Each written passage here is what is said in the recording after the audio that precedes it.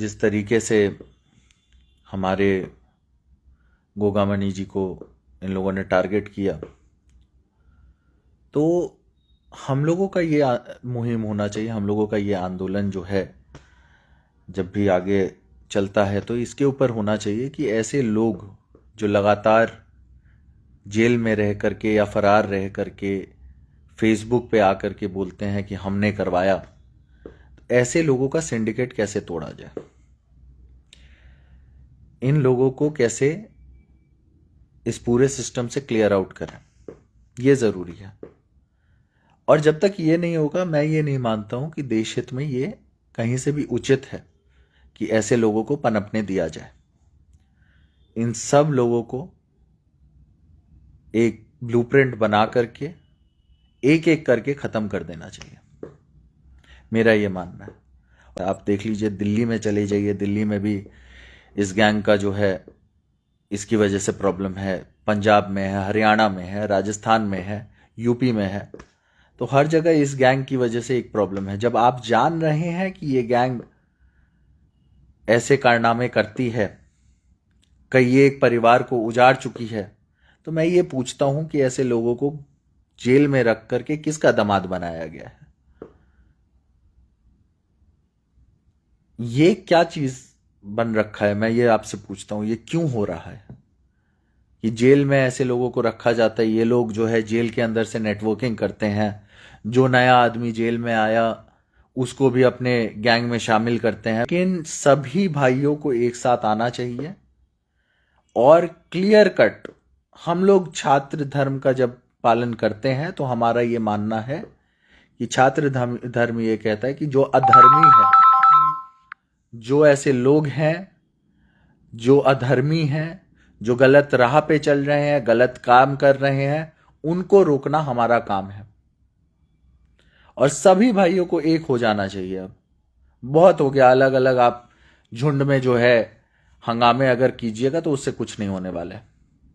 एक साथ आइए, एक साथ हो करके ये मुहिम चलाने की जरूरत है कि ऐसे सभी क्रिमिनल्स को, जो खुद को बहुत बड़ा समझ चुके हैं, उन सबको, जो ये 3-4 स्टेट को प्रभावित कर रहे हैं, जेल में रह करके प्रभावित कर रहे हैं, ऐसे लोगों के ऊपर एक्शन होने की जरूरत है।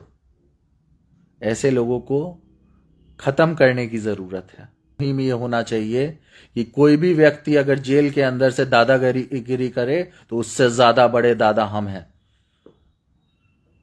हम लोग आंदोलन पे जाएंगे, कानूनों को, ऐसे सरकारी दामादों को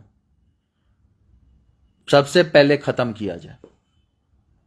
ये खत्म नहीं होंगे, देश कभी आगे नहीं बढ़ सकती। कि 2 दिन का हम समय जो हमने लिया है वो इसी के लिए लिया था। हम भी देख रहे थे क्या हो रहा है।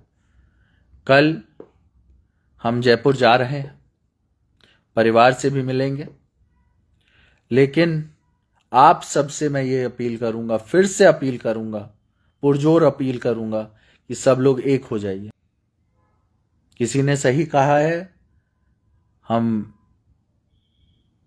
पढ़ रहे थे कि सबसे बड़ा दोषी वो होता है जो किसी अपराध को सह ले।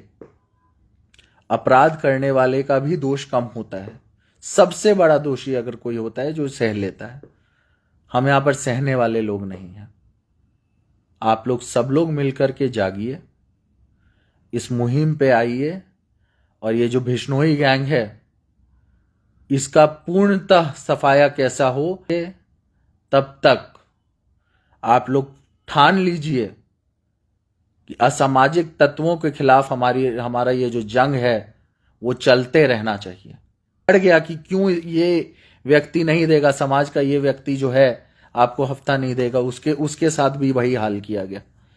और फिर ये लोग फेसबुक पे आकर के अपनी वाहवाही लूटते हैं। हम तो सोचते हैं ये सिस्टम कैसा है। उंगली जो है वो सब पे उठेगी, चाहे वो पक्ष हो या विपक्ष हो, सब पे उंगलियां उठ रही हैं। और हम पहले ही बोल चुके हैं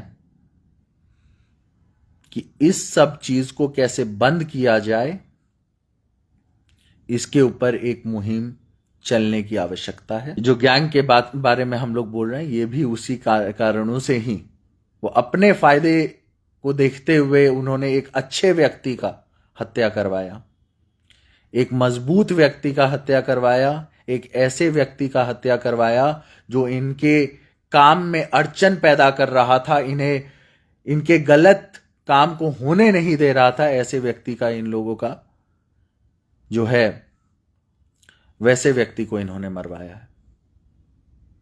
अगर उन्हें पता होता, हम आज भी मानते हैं, अगर गोगामणि जी को यह पता होता कि सामने सामने लड़ने के लिए कोई आ रहा है तो वो लड़ते। लेकिन आपने भी देखा किस तरीके से उनके साथ धोखा हुआ है, और ये जो धोखा है, इसका बदला लेने का अगर जिम्मेवारी अब किसी के ऊपर है तो वो आप पे है, हम पे है, पूरे समाज पे है। तो जाग जाइए, एक साथ हो जाइए। इससे ज्यादा मैं आपको कुछ नहीं कह सकता हूं।